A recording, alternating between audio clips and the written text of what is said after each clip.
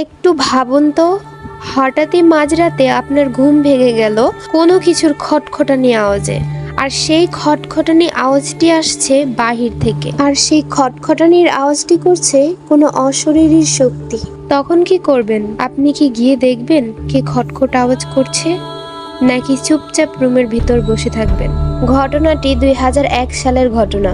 তখন আমি ছিলাম একটি নির্বোধ শিশু। পুরো অভিজ্ঞতাটা হয়েছিল আমার মা আর দাদির।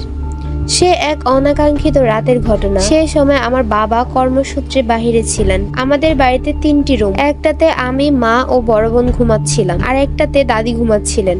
অন্য একটা রুম ছিল পুরাই খালি। রাত আনুমানিক 12টা তখন। হঠাৎই খালি রুমের জানালা থেকে খটখট আওয়াজ আসতে শুরু করে। দাদি সেই রুমের কাছে ছিলেন, তাই তিনি আওয়াজটি প্রথমে শুনতে পান। এদিকে অন্য রুমে আমরা ঘুমাচ্ছিলাম।